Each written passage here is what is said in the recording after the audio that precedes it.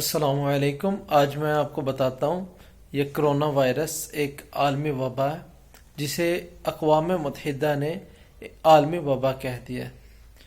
Virus میں بار بار اس لیے نہیں کہوں گا کیونکہ یوٹیوب کے پالیسیز میں ہے کہ یہ لفظ آپ نے نہیں یوز کرنا، کیونکہ یہ ویڈیو ہماری ڈیلیٹ کر دی جائے گی اگر جو یہ بار بار یوز کیا، اس کی پالیسی میں سے ہے۔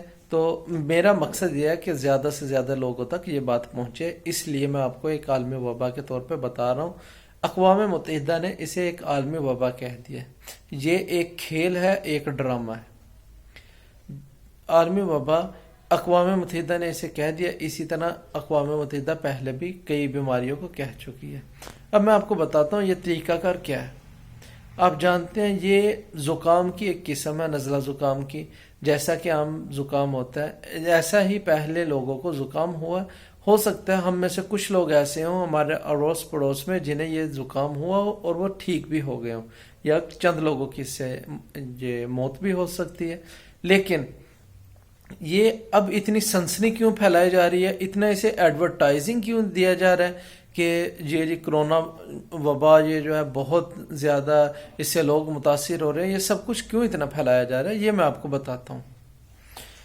جیسا کہ آپ جانتے ہیں پہلے 1990 کی دہائی میں، جو ہم میں سے بڑے ہیں وہ جانتے ہوں گے، ایڈز کو ایسے ہی متعارف کروایا گیا تھا۔ ایڈز کے بارے میں کہا گیا تھا یہ جان لیوا مرض ہے، اس سے بہت زیادہ ہمیں ایسا لگ رہا تھا جیسا کہ آج نہیں تو کل بس ہم مر گئے، ہماری ملاقات ہونے لگی ہے موت سے۔ ایسے بتایا جا رہا تھا کہ یہ ایڈز والے کے یوزڈ کپڑے تھے، ایڈز پھیل جاتا ہے، اس کے برتنوں سے پھیل جائے گا، اس کو ہاتھ لگانے سے پھیل جائے گا۔ اسی طرح آج کل بتایا جا رہا ہے، جیسا کہ آپ دیکھ رہے ہیں صحن مطاف، یہ حرم شریف میں بیت اللہ شریف کا صحن بھی بند کر دیا گیا۔ اس کے بارے میں نے اپنی ایک علیحدہ ویڈیو بتائی ہے، اس میں ٹوٹل بتایا کہ یہ کیوں کیا گیا ہے بند۔ اس کا وبا سے کوئی تعلق نہیں ہے، آپ لازمی وہ ویڈیو بھی دیکھیے گا، اس کا لنک میں ڈسکرپشن میں دے دوں گا آپ کو۔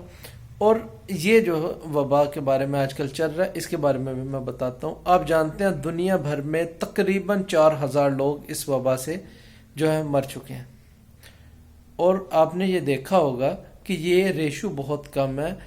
ایڈز کے علاوہ ٹی بی سے جو سالانہ جو ہے پاکستان میں 5 سے 10 ہزار کے قریب پاکستان میں لوگ مر رہے ہیں، اور یہ انڈیا میں تقریباً 5 لاکھ کے قریب، اور پوری دنیا میں 15 لاکھ لوگ سالانہ مرتے ہیں اس سے، ٹی بی سے۔ اس کے بارے میں اتنی ایڈورٹائزنگ نہیں کی جا رہی۔ ہاں جب ایک وقت تھا ٹی بی کو بھی ایسے متعارف کروایا گیا تھا، اب ان کا کاروبار چل رہا ہے۔ تو جیسے ایک انسان کاروبار کرتا ہے، ایک کمپنی کاروبار کرتی ہے، اس طرح ایک ملک بھی کاروبار کرتا ہے، ایک اسٹیٹ کاروبار کرتی ہے۔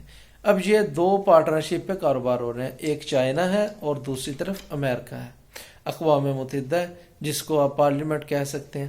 تو اب ہوا کیا ہے، یہ پہلے سنسنی پھیلائی جائے گی، اس کے بعد اس کی ایک کٹ ہے وہ متعارف کرائی جائے گی مارکیٹ میں۔ اب اس کی کٹ اب آپ دیکھ رہے ہیں آ چکی ہے مارکیٹ میں۔ اس کے بعد اب نیکسٹ سٹیپ یہ ہے، اس کی جو تشخیص کے بعد اس کے انسولین وغیرہ جو وہ متعارف کرایا جائے گا اس پہ، یعنی اینٹی وائرس، اور پھر اس کے بعد اس کی میڈیسن وغیرہ تمام مارکیٹ میں آ جائیں گی۔ تو اسی طرح یہ کام کرتے ہیں پہلے بھی۔ تو اب ہوگا کیا، جب کوئی بھی کسی بھی بیماری کو عالمی وبا کہہ دے اقوام متحدہ، تو ہر ملک پہ لازم ہو جاتا ہے کہ وہ اپنا ایک فنڈ مقرر کرے سالانہ، وہ اقوام متحدہ کو دے، اور پھر اس کے بارے میں اسے اس کی سہولت ملے، یعنی میڈیسن ملے، یا اس کے بارے میں ڈاکٹر تشخیص وغیرہ۔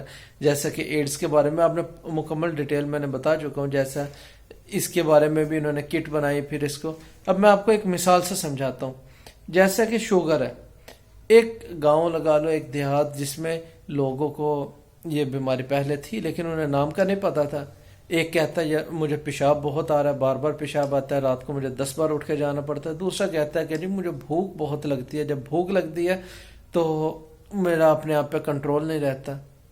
اب اسی اثنا میں ایک ان کے پاس آدمی آ جاتا ہے، وہ آ کے بتاتا ہے کہ جی تمہیں تو شوگر ہے، تمہیں شوگر ہے، وہ اس کا ڈھونک مچا دیتا ہے، تو عوام پریشان ہو جاتے ہیں۔ پھر وہ متعارف کراتا ہے وہ جو کٹ جس سے ایک سوئی ہوتی ہے، تھوڑا سا خون نکالتے ہیں، پھر وہ چیک کرتے ہیں، وہ بتاتی ہے شوگر کتنے. تو اسی طرح یہ ایک عام بخار ہے، زکام ہے، اس کی ایک قسم ہے. تو اس کو ایسے ایڈورٹائز کیا جا رہا ہے، بتایا جا رہا ہے، لوگوں میں خوف و ہراس پیدا کیا جا رہا ہے، لوگوں کو ڈرایا جا رہا ہے. اس کے بعد اب اس کی کٹ آ گئی ہے، پھر اس کی باقی ادویات مارکیٹ میں آ جائیں گی، لیکن مین مقصد وہی ہے، اپنا کاروبار. اسی طرح یہ جو ایڈز ہے، اس میں کاروبار کیا تھا یہ اسپین نے اور امریکہ نے مل کے. اب اس میں چائنا اور امریکہ مل کے کر رہے ہیں. یہ ایک کھیل ہے، ایک ڈرامہ ہے، اس کو اتنا ہائپ نہ دیجئے. یہ کوئی زیادہ خطرے کی بات نہیں ہے. انشاءاللہ اللہ آپ کا حامد و ناصر رہے گا. اللہ سے مدد مانگیے، اور احتیاطی تدابیر جو ہیں وہ شرعاً اس کو اپنانا جائز ہے، آپ اس پہ عمل کیجئے. آپ کو میری ویڈیو کیسی لگی لازم نیچے کمنٹ باکس میں مجھے لازمی بتائیے گا.